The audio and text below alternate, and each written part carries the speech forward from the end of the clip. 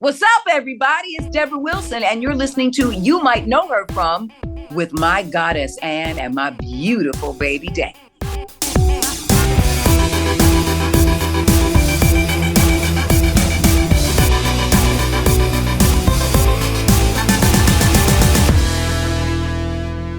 Would you rather wake up one morning and realize that you live in between, like you live in the gap of teeth of Gatton Matarazzo, or that you live on the uvula of Matthew McConaughey, so every time he says all right, your whole body vibrates, or you are a growth on the side of the neck of Ben Platt?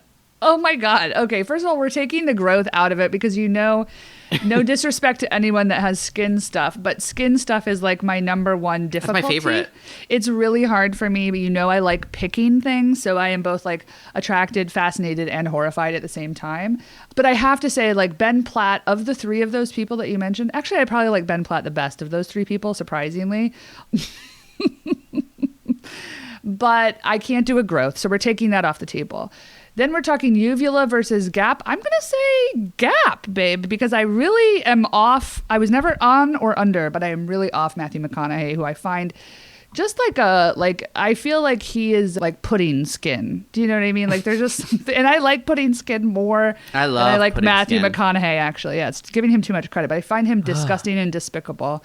So I'm going for the gap in Gatton Matarazzo's teeth, also because I think I could get a little fresh air. I could get more fresh air in the gap than I could in the other two places.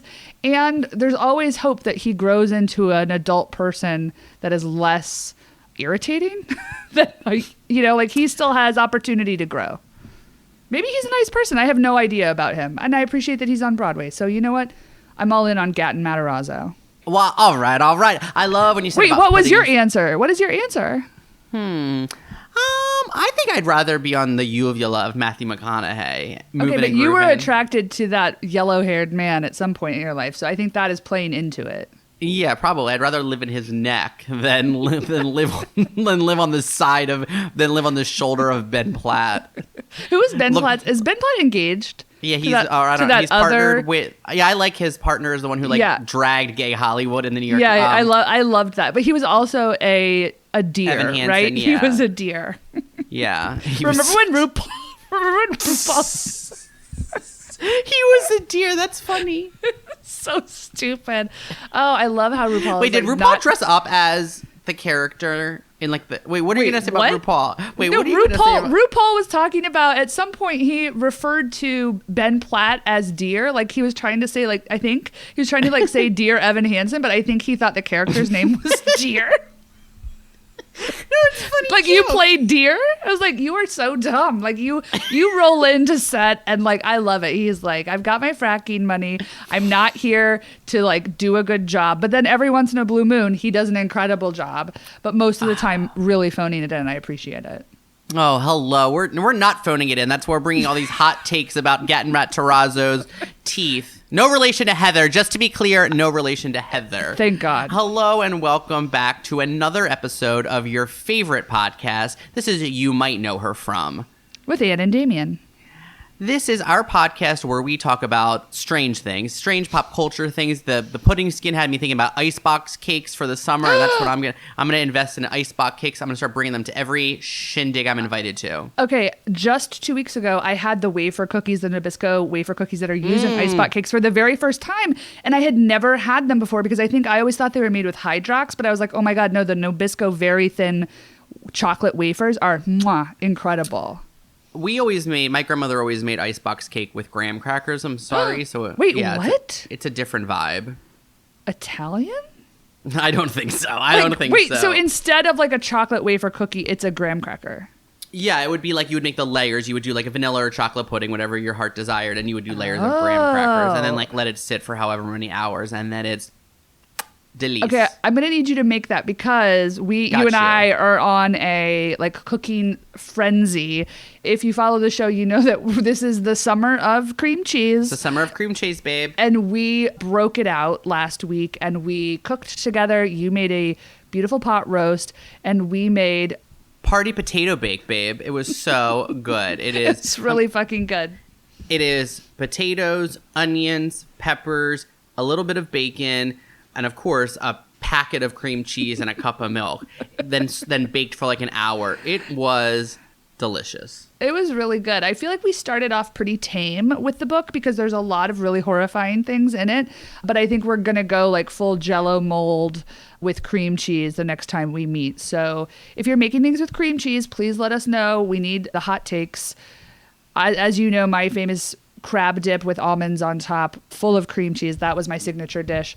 What are your signature cream cheese dishes? Let us know. My signature cream cheese was a saltine cracker with cream cheese on it and a green olive cut in half with pimento. I forgot to tell you that I tried it this week. I had cream cheese in my fridge and it was delicious. I put it on a wheat thin. It was great. I'm telling you. Folks, if you're new to the show, we're losing the thesis today. If you're new to the show, this is a podcast where we talk about all of the things. Our summer of cream cheese, Gatton Matarazzo, and we sandwich all of our BS with an interview with an incredible actress in the middle. That is the meat of this thing. So we're so happy for you to be back here. And if you're new to the show, hey, welcome. Also, if you love the show, please take just a second and go to the Apple Podcast app and leave a 5-star review. You know what I mean? Leave us a cream cheese recipe. Let us know an actress that you want us to have on the show. We love a 5-star review. If you have constructive criticism, put it in a DM. Don't put it in that review, babe.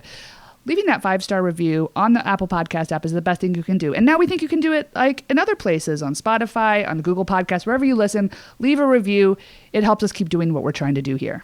Thank you for remembering that. I feel like we haven't asked for reviews in a minute, although we have received some new ones. So thank you to you folks that have left us a review. Much appreciated. Damien, I need to tell you something, and that is that I finally, right before we met, while I was eating lunch, watched the pilot of The Rise of the Pink Ladies. I finally finished it, and actually, it was pretty fun.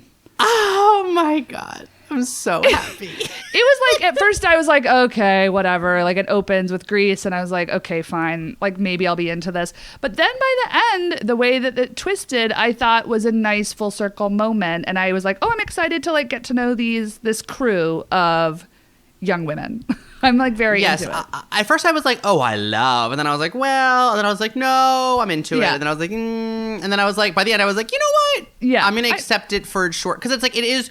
I appreciate that it's like trying to be engaged and topical in ways that are like, I think, important. Yeah. And so I'm trying to forgive some of the clunkiness of that. Because I have to say it actually feels less clunky than some of the things we've watched where it's like, okay, great. They've got some like Puerto Rican characters. They've got like maybe somebody who's working with their gender identity. Maybe there's an Asian character. And none of it feels as forced as a lot of these things where you're like, okay, you're taking this IP that has like a literal all white, like the whitest lily white cast that you could possibly imagine. And now we're trying to like make it look like today, but also in the 1950s. I think it could have been way worse. So I'm not saying it's like, I think my rating would be like, it was like a 7.4 for me, which is to say like really plenty of enjoyable moments. I thought they did a good job. It was like charming enough, and I wouldn't be mad at watching episode 2. The way that I have been waiting for you to discover it and see the anybody's character, I don't remember the character's name, but I was like, that is kind of cool and interesting. And this isn't a spoiler. I didn't want to tell you this, but I don't mind telling our listeners this because it might be a way to bait them into watching with us. Right. Which is like, there is this character that is sort of, maybe living in the in-between, and they're sort of like, I want to be a T-bird. Like, I'm too much of a girl to be a T-bird, but too much of a boy to be, like, with the girls. And they're finding their place, and I'm here for their journey.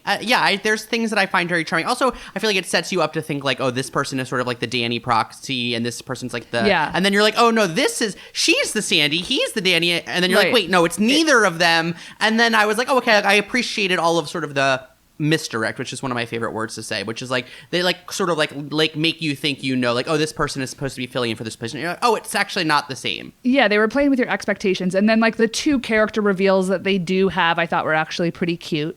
Did you get, this is probably not fun for... Well then, yeah, it's not fun for the audience probably, but like you get to meet like Frenchie and Rizzo, which I think is I didn't know if that happened cute. in the first episode. It did, yeah. Okay. So yeah, I have to say, like, honestly, my expectations were extremely low, which is a great way to go into something and then be like, wow, I was totally charmed. I think I thought it was going to be pretty cloying and painful. And honestly, I didn't feel like it was either of those things. I thought it was better than it needed to be. This is just really pleasing to me. Because Are you hot for Richie? Are you hot for Richie? Yeah, I followed him on Instagram. He's probably I knew 19. you would. He is very hot. I'm hoping. I saw that the like lead girl is 26, so I'm assuming they're all of that ilk. Yes, he's so attractive. I have to say, like, our Venn diagram of interests, as our listeners will know, is pretty much pretty good. It's I think we're at like 92%. There's definitely things that I like that you don't, and vice versa. But generally speaking, we love Grease. We love 90s R&B. We love Spice Girls. We love the Spice Girls. We love disco. We love weird independent films that take themselves too seriously. I don't know what else. Musical theater. Obviously, actresses are the center point of all of this for us, and it's why we started the show. Girl bands, we like those. Yeah. Anyway, what I was going to say is, every once in a while, there's like a thing where we don't align, you know? Like, you remember you bullied me into watching The Wilds, and then all I wanted to do was talk about The Wilds, and you were like, Damien, I talked about it with you. I'm done. And I was like, you told me to watch it. And you were like, I don't want to talk about it anymore. You're like, I was like, it's horrible. The pilot got me hooked, and then by episode 3, I was like, this is the worst piece of shit. And then I was watching Yellow Jackets, and then you were like, you caught up on it, and you were like, okay, yeah, it was great. And then you were like, I'm caught up on season 2, and I was like, I'm behind. And then I caught up, and you were like, great. And you were like, it got bad, the writing's bad, the dialogue's bad, Lauren Ambrose I don't think it's her fault, but maybe she's bad. And I was like, whoa, I love your opinions, but I am still enjoying it. That's true. We usually are on the same page. I'm not caught up on this. I was like that meme of someone staring at their phone, because I was literally watching an episode and like loving it, and I was like, I'm almost all caught up, and you were like, cool, here's a spoiler, also I hated it. And I was like, oh, and I was like looking at my phone, and I was like, okie dokie. And I feel like usually our energy is matched, where we're sort of doing that to like one of our mutual friends who's like, we're like, can you believe they don't get it? They don't get Fuck it. Carrie Bradshaw, she's a fucking would never have married. And our friends are usually like, all right, take it easy. But I felt like your energy in the text about Yellow Jackets was a wild, and I was I'm sorry. Right, I hate spoilers more than anything, so I really thought you were fully caught up, so I apologize for that. That is deeply unacceptable. I do think it's a great show. I'm gonna watch it till the bitter end, but I do think it went I think they bit off a little bit more than they can chew in season 2, but I'm not caught up yet on this week's episode, and I think some big stuff happened. So like, I love the cast so much. I also think the young actors, if we haven't said it here before, are some of the best young actors on TV. I feel like usually when they have these where you have like the younger versions of older characters, they're always so embarrassingly bad. And I think the young actors are really incredible. Honestly, I think that like even the more like tertiary young actresses, Crystal, who I felt like was not really, she was really like an extra in season 1, and I feel like in season 2 she got to be developed more. I was like, she's good. I was really like impressed with some of the scene work. And I think the young Shauna is outrageously talented, like a real gift of an actor, and I was shocked. Do you think that Shannon Sossamon was asked to audition for Lottie and didn't like get it, or do you think she was never on the radar? Does she still work? I'm not trying to be shady. Like I know how that sounds, but that's a good question, because I feel like she does look like that young actor. There was like a list of, it was like people who should come back. If Van is back, Lauren Ambrose should play her. Right. If Lottie comes back, it should be Shannon Sossamon. And so then I feel like Lauren Ambrose actually got cast, but then like Shannon Sossamon didn't. And I was like, it's interesting. I was like in love with Shannon Sossamon as a young person. She was so hot. I don't know if I should say this on the record, but I fingered a girl during Knight's Tale, and that's all that in the movie theater. Oh God, it's so disgusting when you think back about like how many teens are like finger fucking each other, like just like how many like over the pant hand jobs are happening. It's just like, or worse. I just never thought about it. Do kids still go to the movie theater and are like, jerk me off and I'll hear you while we sit next to each other? That was me and Dante's Peak. No, sorry, Volcano. I get them confused. It was Volcano. Wait, wasn't Dante's Peak a gay show on like queer on like out TV? Dante's Cove. I remember when our friends were like, look at this terrible show. And I was like, I'm kind of into it. There's like an opening sex scene. I remember Yes! I went on MySpace and I was like, who's this band? And I found them and I was like, hey, can I get a copy of your CD? They mailed it. God bless them. I love you. This is our Venn diagram over. Yeah, our Venn diagram is like being mental fans, but like being too cool to be like, you know, being like at the stage door of Wicked. But it is like emailing people and being like, I'd really respect your work, man. Any way I could get a copy of that mixtape? I can't find it anywhere. And they're like, wow, you are a creep, but yeah, sure. Right. Definitely like lurking on all the message boards. And like if Reddit had existed when we were kids, we would have been all over it. But then I'd be like, well, look at these losers posting at 3 a.m. I'm like, you're the motherfucker who's reading it at 4 a.m. The band was called, I think, like The Mannequin, but it was spelled really funny. I'm gonna find them and we're gonna do an update on the cast of Dante's Cove. I'm hopeful that they're all doing well. We're going to get to Where Are They Now, Dante's Cove next week, but for now we need to get to the meat and potatoes of this week's episode, and that, of course, is our great interview with the incredible Debra Wilson. She is a comedian, she is an actor, she is a writer, she is a voiceover artist, she is an impressionist, not an impersonator, and we are so happy to have her here on the show. You might know her from MadTV, Scary Movie 4, Dead 7, Over the Hedge, The Christmas Chronicles, Avatar, and as the voice of Daisy Duck. We're back. We're here today. We're thrilled. We're over the moon. We are here with actor and comedian Debra Wilson. Debra, thank you for joining us on You Might Know Her From. Thank you. Glad to be here. We're delighted to have you. I feel like this is a long time coming. We've been manifesting this for ourselves, I feel like really since we started the podcast. So thank you for taking time out today to chat with us. Pleasure. You know, we know you as a very skilled impressionist. You have a great singing voice. You have a great ear for dialects. And recently, you became the official voice of Daisy Duck, taking over from Tress MacNeille, who played the role since 1999. What was it like taking on an iconic role for the Walt Disney Company? And like, how difficult was it to replicate this already established character in a well-known universe? It's not this challenge because it's an icon of a voice. It's none of that stuff. It's always the approach. And so it doesn't matter if I'm approaching something that is a character that's never been heard of before or a character that is iconic. It's just an approach to it and giving your slant to it. But more importantly, of course, Disney Corporation is always going to have their say and say, look, here's what we're looking for specifically. So you're already coming in with specs. So it's not a matter of, oh my God, this is an iconic character and how am I going to voice this? This is a matter of, okay, what are you looking for? I'm a servant, essentially. I'm here to serve. That's what I do. You know, I serve professionally. You want coffee with that? You want extra fries? You want me to supersize that? You want extra napkins? You want to see the dessert menu? That's me. And so I get these specs and I go, okay. And initially, the only real challenge was that I didn't know that their prime directive was that they wanted me to sound like Tress MacNeille doing Daisy Duck. They did want you to. They want initially, they wanted me to sound like Tress MacNeille doing Daisy Duck. And although our voices are similar, it was too heady for me to comprehend that I have to sound the way Tress MacNeille would do it, because the only one who can do that is Tress MacNeille. So I got as close as possible, and I did my audition from home, and it took me 4 hours. 4 hours. Anywhere between 3 and 4 hours. So I got it done, and there was music involved. I sent it in, I said, look, I don't do voices of other people like that. I just don't.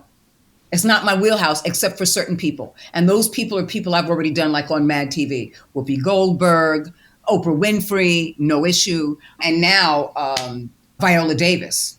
So those voices, any day of the week, eyes closed. So they went on a massive hunt. They found me. And he said, they wanted you to sound like Tress MacNeille doing Daisy. But I had to remind them that Tress MacNeille is not Daisy Duck. Like you were saying, Daisy Duck is iconic. So what is Daisy? If you have to think of what Daisy is she's effervescent and she's silly and she's fun and she's quirky. We already know the pitch and she's a little bit lower than Minnie. So when it comes to those things, it was already there, but I couldn't have a personality to her because I was mimicking what Tress did. And so whatever Tress's personality was as Daisy, I was mimicking that. So I had no personality. I was basically a shell. And then that third audition, they let me go. It was just really an amazing and magical opportunity. And then I just called Pat Brady at the time and I said, this was magic. I don't know what changed, but this was magic. This was Disney magic for me. And then I ended up booking it. And the Daisy I do is extremely similar to Tress's. However, there is a little bit more of a quirkiness in my voice, a silliness in my voice to it. I love it. Okay, so Debra, you've been associated, as we said, with so many huge titles as a voiceover actor. To name a few for our audience: Star Wars, Batman, Monster High, The Boondocks, Mortal Kombat, Call of Duty, X-Men. You maybe hit a possum as Debbie in the DreamWorks film Over the Hedge. Yeah. You're a demonic voice in the Conjuring spinoff The Nun, and you're one of Santa's elves in the Kurt Russell Netflix film The Christmas Chronicles. Is there a specific role that you're like, oh my God, I can't believe that was Debra Wilson? No, not really. Let's see. I'm on Waze now. You can drive with me on Waze. Oh, Wait, I love. What? Yeah. That is Can cool. you talk us through what that looked like in the studio? Because I'm assuming they make you say any number of words or streets. What is it? I did that from my bedroom. Look at me, I'm pointing. I'm right over there. You can't see it. I did that from my bedroom. That's so I cool. recorded that. And not only that, but I did a show for NBC and ABC. On NBC Primetime, The Weakest Link with Jane Lynch. I am Yes. the game show announcer. And for ABC, Judge Steve Harvey has a judge show, primetime judge show, and I'm the court announcer for that. And so we did 2 seasons of Judge Steve Harvey and 3 for The Weakest Link. I also do promos for NBC and promos for Spotify. Was there a certain point in your career where you were like, I need to outfit my house so I don't have to go into the studio all the time? No. Was that No, I prefer studio. I always prefer studio. Why? Because I don't want to engineer. But when the pandemic hit, if you didn't have a studio, you weren't working. I don't mind. Yeah, and not only were you not working, you'd be replaced. Yeah. Oh, a bitch ain't having that. That's real. So, Debra, I don't know if you know this, but there's this whole community on Twitter that describe the video game landscape as having a quote-unquote Debra Wilson metaverse because of the number of characters you play in a myriad of video games, both as a voice actor and also in motion capture. Mm-hmm. Have you experienced a different level of fan interaction or celebrity now that you're this video game mainstay? 99.99% of the cameos I do are for Savathun from Destiny 2, The Witch Queen. Wow. Savathun, the Witch Queen. 99, and it's for everything. It's for pep talks. It's for weddings, a birth announcement, marriage, birthdays, I love yous, miss you. Yeah, what is the oddest request? Have you had a bris? Is there something odd that you'd be like, wow, I wouldn't have expected that? I had one, and it had nothing to do with Savathun, which is really cool. It was a quote from A League of Their Own to perform this particular scene from A League of Their Own. As your character? No. Oh. As Tom Hanks in A League of Their Own. No crying in baseball? Uh-huh. Wow. That's beginning to end till the crying in baseball. Yeah. The internet is so specific. God love it. Let's get into it, because obviously you were one of the original cast members of MadTV, which premiered in 1995, and you became known very quickly for sort of your uncanny impressions and original characters. So when you got that call to audition, can you say, what did you have in your back pocket? What did you bring in when you stepped into that audition room? Were you ready? So for me, I walked in, it was Faxbar and Adam Small, who were the executive producers. They came to New York. And they were sitting at a table far away, and there was a chair in the middle of the room, and they were sitting at the far end of the Fox studios on 6th Avenue, Avenue of the Americas. And it didn't make sense to me. And again, I'm not thinking I'm an actor, you can't do that. That I had no prerequisites. And keep in mind, Mad TV was my 3rd series. So even after having all those other series, I was still working for City of New York Parks and Recreation. I had a job with the city.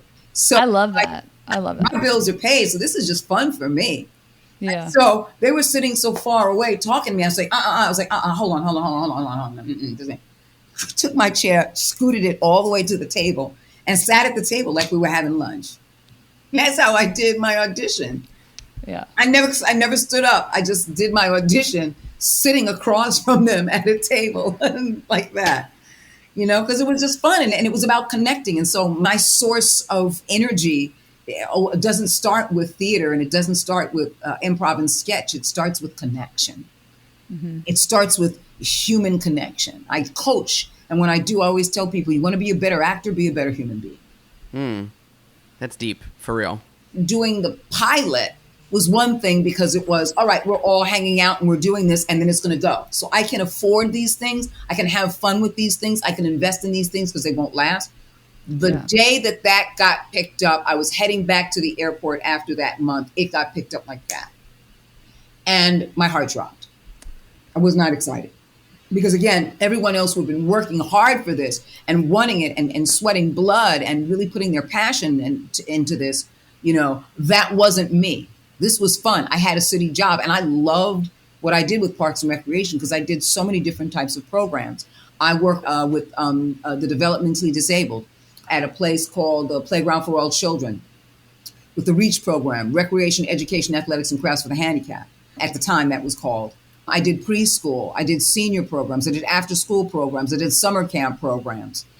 You name it, I did it. I got a chance to create these programs and write proposals for them. I did a series with Joan Rivers while still working for the city. And I wrote up a proposal for seniors to take a trip into Manhattan to see a taping of a television show.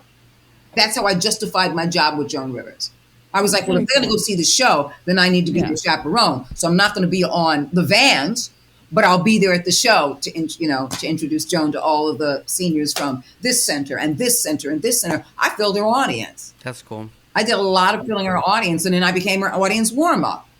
And then I asked me to co-host. I mean, I basically got the job through improv, and she hired me. She was the one who was like, oh, I like her, hire her. That's so good. So good.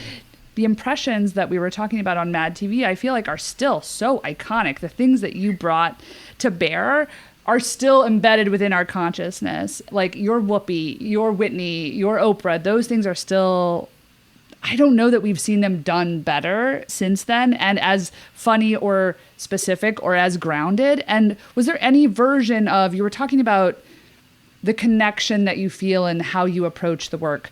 When you did that work on MadTV, was there a version where you were faced with those people in real life, where you had to interact with them and then engage with the fact that you had done an impression of them on a national scale?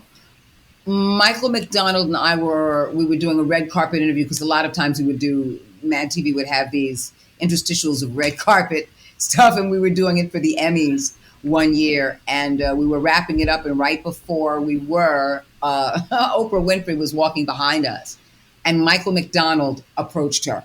He ambushed her and was saying, she does you. She does you. And,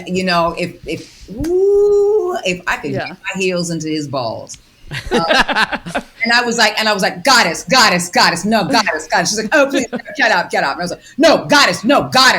I got on my knee, goddess, yes, no, goddess, no, please get up. She had no idea who I was. But at that point, a guilt took over me that was an embarrassment, just a huge embarrassment, shame, guilt. Of course it passed. Like a good part. It's just like, oh, wow. And then it's gone. It's like, that was here. For this moment, you're like, that far it lingered for this moment. Now it's gone, so let's move on. So it for that moment only. And for me, the reason I think that it was so much fun is your audience gives you permission, because the great thing about an impression, which is different from an impersonation, is it's a parody of what everyone else is thinking but doesn't say. But you're giving me permission to perform what you're feeling, perform what you hear in the news, perform what you're hearing in, the culture of things, and then blowing it up, and going beyond proportion to the ridiculous. And it was meant to be ridiculous so that, we're not, it was not our intention to hurt you. It's our intention to go nuts. And so as Oprah evolved, she became more of a caricature. And so it wasn't really Oprah. So when people say, you're Oprah, it's because they're looking at this caricature now. So my Oprah that I did, which is now a very faint reflection of the actual Oprah, people were only calling upon that and saying, you're Oprah, only because it is, based on someone. But my Oprah was far crazier, far wilder, far more ridiculous far more ridiculous. And it was supposed Yeah. to be. And it was the same thing with Whitney. I wanted to make sure that they did not, at times, depending upon the news, it was, a drug thing. But for the most part, I said, I will not play her as some drug-addled woman. She's just going to be, I said, let it look, And what I did was I took that essentially from, because originally when I started on MadTV, that was not her at all when I did her, at all. But of course, we're now following the news, and there are prime factors if you're going to do, comedy and improv and pop culture send-ups and then call yourself MadTV. And so based on that, I said, okay, now I'm going to use that as my foundation. So the real foundation where Whitney became set, where it was, I have so much on a springboard to jump from now, like my springboard was like a diving board, like Olympic size, bam, was her interview with Diane Sawyer. Iconic, yeah.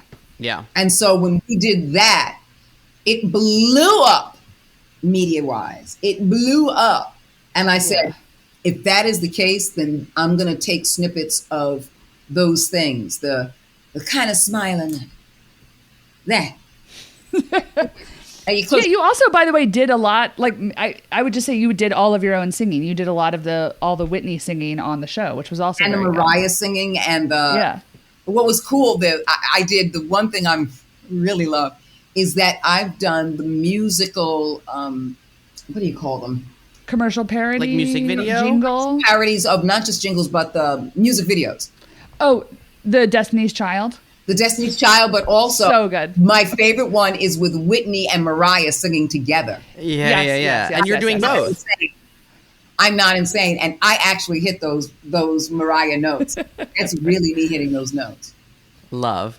And I love the fact that you can have them together. Also, at one point there was Eve and Alicia Keys. So I love the idea of these two, and I did Lover Muffin, which was Mariah Carey and her alter ego at the time she created. Oh, yeah. From the Heartbreaker video. Yeah. Right. Yeah. So I love doing those things where it was me with me. You were Whitney on American Dad. You did Oprah in Scary Movie 4, where Craig Bierko, and you have that scene where he's like, you're parodying the Tom Cruise jumping on the sofa scene.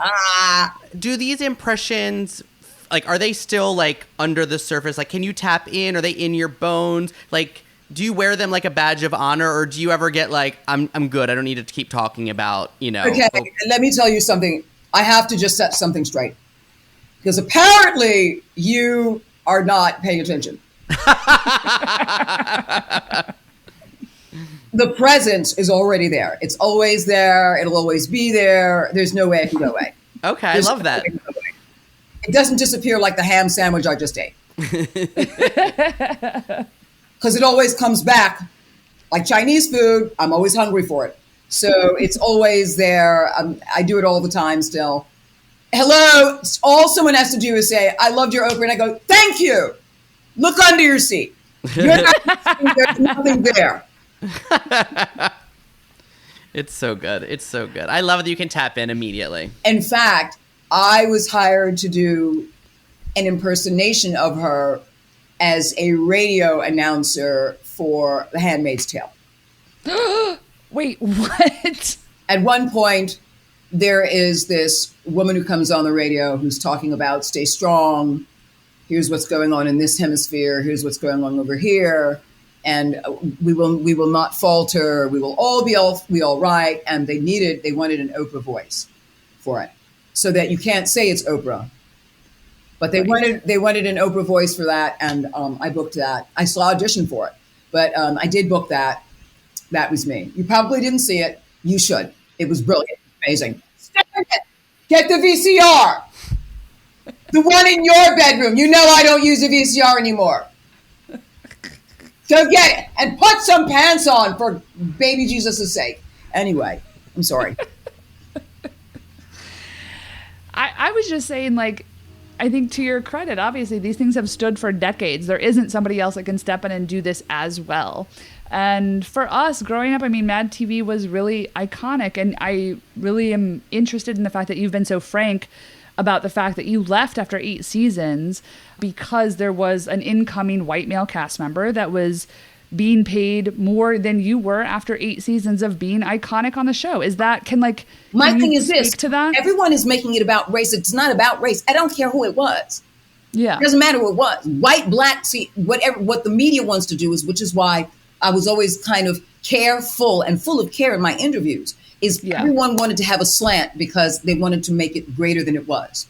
And the situation was, I had been there the longest. You had the longest tenure. And you get $500 bump. So when you sign to do the pilot, you sign a 5-year contract before you do the pilot. A 5-year contract before you do the pilot. And I go, crazy. I get it. It's Fox. It's a network.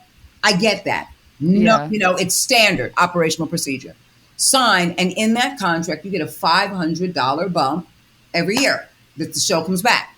$500 bump. I was fine with that. Again, for me, it's not like I had anything to compare to, because yes, I had done stuff there. And back in New York, MadTV was my 3rd series. But it was like, all right, let's see how far this goes. That was my mindset at the time. And it was still more money than anything I'd made back in New York. So it was like, wow, this is really great. But it got to the point that after those bumps, I think by 8th season, it was, you've topped out, you make no more. While other people came in after me and made more than me. So for me, if they said, look, we'll continue with your bumps, I would have been fine, because there's no comparison. There was no favored nations. Yeah. So I had nothing to complain about. The deal was, you're not going to get any more. So you hit a glass ceiling. So you come back, but you're coming back at the same rate, no bumps, nothing else. You hit a glass ceiling. Yeah. And at the time, I was the only Black woman on the show. So they changed white male cast members. They changed Black male cast members. They changed white female cast members. I was the only Black female cast member on the show for 8 seasons. And by that time, they were like, you get no more. And so for me, it wasn't white or black. People wanted to make it seem white or black. It didn't matter who it was.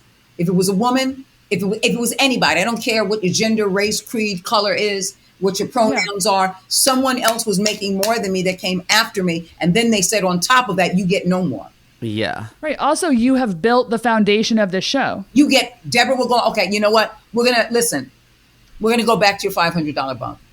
We're going to make it 1,000, or we're going to just do 500. I would have been fine. Yeah. Yeah, but there wasn't even that dialogue. Like the matriarch, and I didn't want to leave. So it wasn't like I wanted to leave. But when you tell me I get no more, and I know, of course, they didn't say it. I know for sure someone is making more than me, who came in after me. And on top of that, you stop me here. Well, that person's still going to do this, quite possibly, potentially. See, that's where my low self-esteem went. You know what? Okay, no. Because now you're bringing up, you're allowing this catalyst for self-love. And it was necessary and vital, because it really wasn't about the money or the show. It was that catalyst for self-love. And we all have these spiritual catalysts in life. We're not the ones to call upon them. They happen. They're given. They're gifts and not curses. And I wouldn't trade that for anything in the world. Okay, Debra Wilson. We've entered the part of the show we like to call the rapid fire. It's rapid for us. You can take whatever time you need. It just allows us to get in whatever credits we need to with non sequiturs. So take whatever time you need. Here we go. Debra, you did performance capture as a Na'vi in James Cameron's original Avatar back in the mid-2000s. Can you tell us, what did those early days of establishing the movement for the Na'vi people look like? And were you in rehearsal with Jim Cameron, who is notoriously meticulous and sometimes described as quote-unquote difficult? I was married at the time. My stepson was coming into town. I wanted to impress him. I had a friend who worked at Stan Winston Studios. I said, ooh, can we take you out to lunch and come over to pick you up? And she said, yes. We went through there. There was a project that was going on called Project 880. She knew nothing about it. Other people at Stan Winston Studios were working on different projects, but Project 880, even they couldn't tell the people that they were, were working around with other projects what it was. That's how secretive it was. So I was walking through there. Amy calls me later, my friend, and says a couple of weeks later, my stepson goes back to Canada, says, listen, some of the guys who work here are working on this project called 880, and they saw you and they wanted to know if you would come in and do modeling. I wasn't working a lot at the time. This was after MadTV. This was also during the summer. And for me, I love just being creatively open. I don't care about money. So it was never an issue for money for me. It's always the creative process. Someone says, wow, come play in my playground. You don't go, well, all right, well, how much do I get paid for playing in your playground? No, I can play. I can swing on your monkey bars. And yeah, okay, cool. Got it. So they said, we can't tell you anything about it. All we can tell you is that it is a humanoid from another dimension in another world. And she is like a leader of her people. She is strong and she's powerful. She's a leader and she's cat-like. So the first thing I thought was, can I take off my clothes? Because I feel too human in clothes. That's just, I don't want to feel it against my body. Yeah. So I got down, stripped down to my underwear. They said, we're going to put you on a green screen, but what we're also going to do is we're going to ask you to pose and stay still because we have to capture it for CGI. So would you mind, when you're ready? And I said, okay, well, what I'm going to do is when you know that I stop completely, that's when you can capture the picture. So I got in touch with the environment around me, and I'm really good about creating that relationship with the environment, with the temperature, with everything around me and building that space. I've always been able to do it as a kid. And so I built that space around me, that playground around me, which gave me an opportunity to create a narrative with every move that I made. And so it was really involving. Let that all go. They said, we really loved it. Thank you very much. And the time I had dreads and I was stretching my lobes, they were not as big as this. Well, a year and a half later, I get a phone call about, hey, listen, we're calling from Lightstorm, and I didn't think of anything about it. I didn't put two and two together. And blah, blah, blah, blah, blah, blah, blah, blah, blah, blah. We're working on this project, and you're supposed to be in it. I said, no, I'm not. I don't know anything about what you're talking about. Oh, well, it's a project that Jim Cameron is working on. He's directing it. He saw your photos, and he's been using them as inspiration. It's a part of his scriptment. He called it a scriptment because it was bigger than a treatment. And it was, bigger than a regular script. It's like 300 pages. And he said, yes, you're now in his scriptment, your picture. He said, I want you to do performance capture. And I said, there's no way. First of all, I know his rep. Second of all, I've never done performance capture. I have no idea what that is. That's not me, because I thought performance capture meant stunt work. I thought it was a different form of technical stunt work. And I was like, not my black ass. And they were like, he really wants you here. He wants to meet you. He really wants you here. And I was like, And he goes, honestly, seriously, he really does want you here. Please don't tell him no. Don't have me go back to tell him no. Please. This person's terrified of him.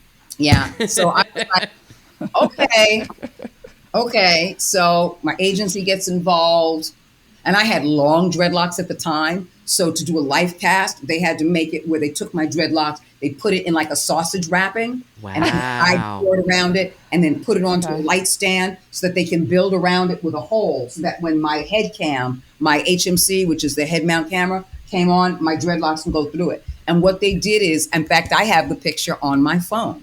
Oh my God. He did a book called The Art of Avatar. And it is a coffee table book. And in the centerfold is that picture. And then behind that is who always was hired to begin with. I can't think of it. Zoe Saldana. Oh, yeah. Neytiri. So she was always hired, but he wanted the inspiration. I met him, and he was the most inspirational, the kindest. And when he got upset and he exploded, he would calm down almost instantly and apologize and get back to work. Okay. He was approachable. When the first CGI came out with the new technology, because he's a technology developer, when that came out, he had everybody at his ranch in Malibu for a barbecue. And then you would go into the screening room, 50 at a time, and see just the rough cuts of it. And it was, he was walking around, taking pictures, talking to everyone, engaging everyone. And I was able to bring a friend who is a fan who practically shit himself. There were kiosks everywhere. Get your burgers, get your hot dogs, get your popcorn, get your pizza, get your drinks, get your beer, get your desserts, get your snacks. And then you would go in and then Susie Amos came out. And I was like, this is wild. This is wild. And he took pictures with everyone. He had on Bermuda shorts and a Hawaiian shirt. I will never forget it. He had on Bermuda shorts and a Hawaiian shirt. And he was absolutely lovely. Okay. I'm getting back on the rapid fire train here now.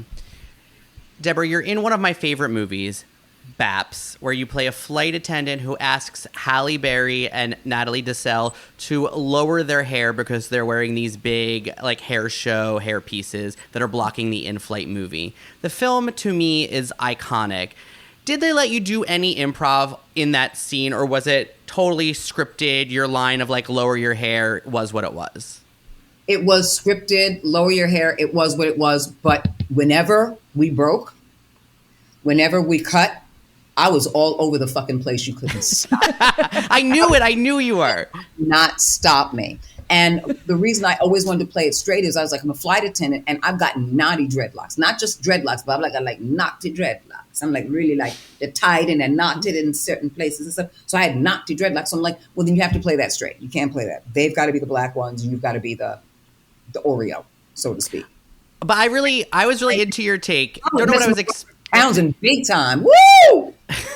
And I didn't know if you know this. I apologize for cutting you off. Yep. Halle Berry was also on MadTV. I worked with her on that show as well. Yep. Was there anybody that surprised you in terms of the like multiple cameos of the people that came on? Like somebody that was really like sharp and with it. You're like, oh, I didn't know you had this skill set. And somebody that like wasn't. Everyone was. And to MadTV's credit, there were 4 Academy Award winning actors that MadTV got. Tim Robbins. Okay. Susan Sarandon.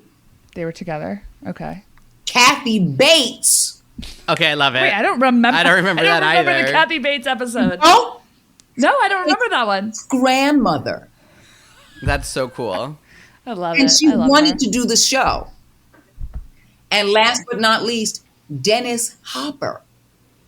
Oh, I don't remember that either. Hopper? Was he terrifying? Wonderful?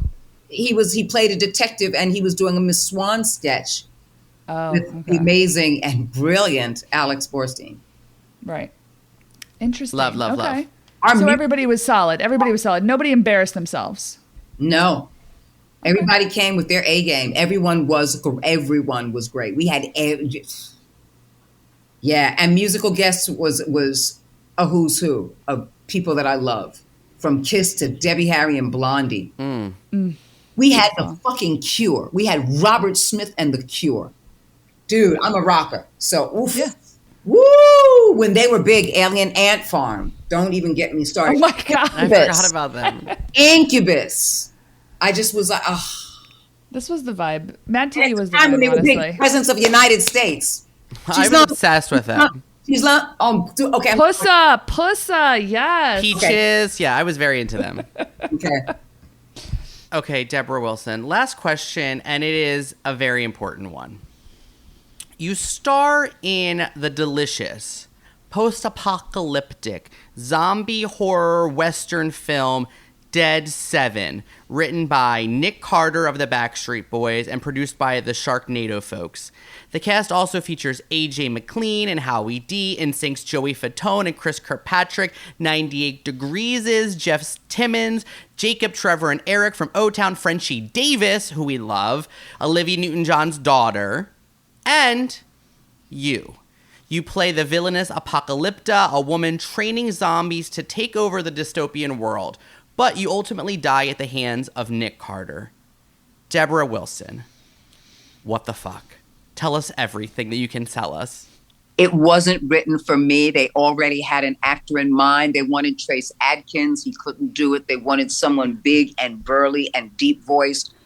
And then my name came up and they said yes. And I was like, fuck yeah. And I said, I have to explain this black woman here in this Western kind of a thing.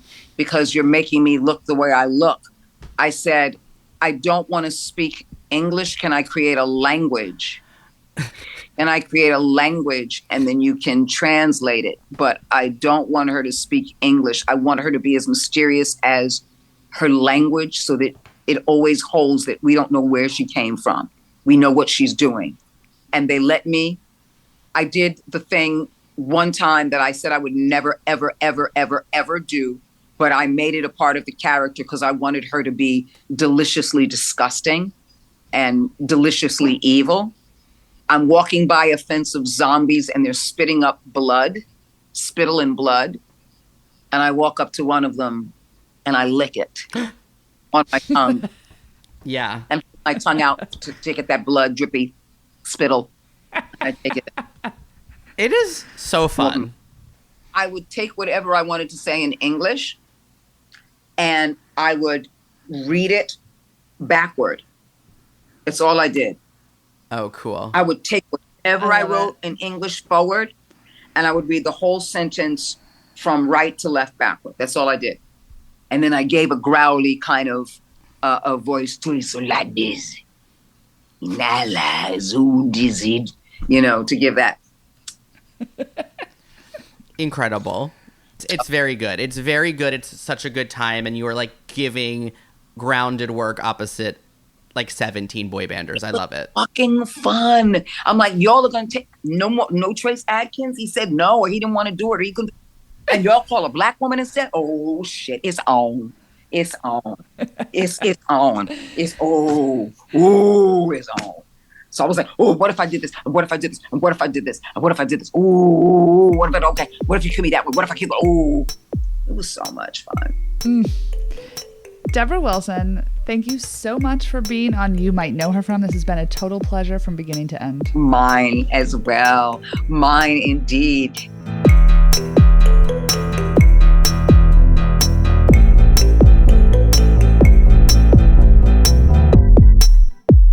I have to say, as a MadTV child, I also watched SNL, but MadTV was like very important to me because it felt more aligned with In Living Color, which was like my original intro to sketch comedy as a young person.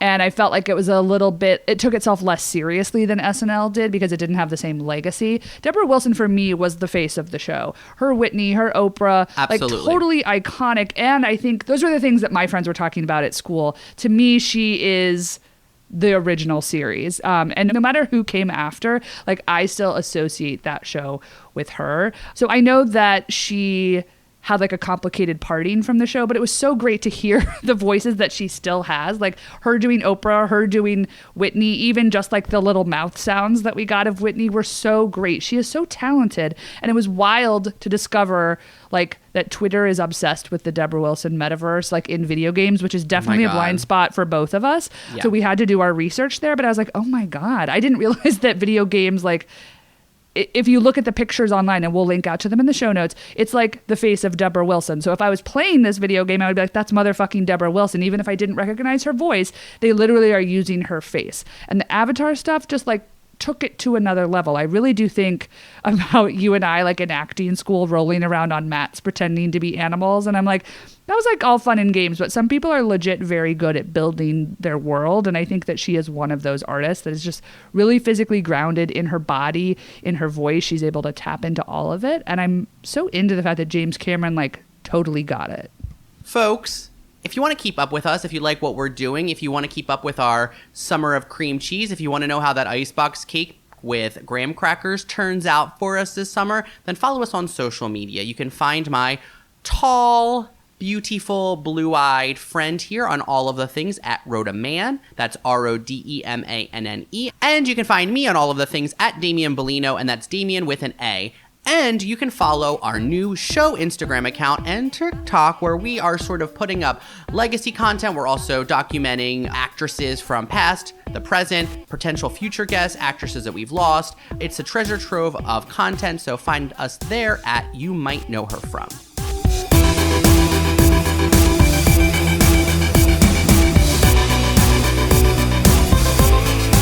Might Know Her From is produced by us, me, Ann Rodeman, and my best redheaded friend, Damian Bellino. I can't believe you described yourself as redheaded. Ginger beard, yes, I agree. We want to thank our consultants at Grumpy Entertainment. That's Jason Jude Hill and Daniel Sears. And all that beautiful, smooth, pudding skin level editing that you hear on each and every episode of this show is courtesy of the great Daniel Sears. Special thanks to Gang. All of that music you hear underscoring each and every episode of You Might Know Her From is by Gang. Gang is 3/4 women. Gang is from Philadelphia, and you can download and stream Gang wherever you listen to your music. And if you need to see a 45-minute supercut that some beautiful human on YouTube created of Debra Wilson doing Whitney Houston on MadTV, guess what? You'll find it in the show notes. That's where I catalog each and everything that we talk about on this show so that you can easily re-reference it at any point in time. You're welcome.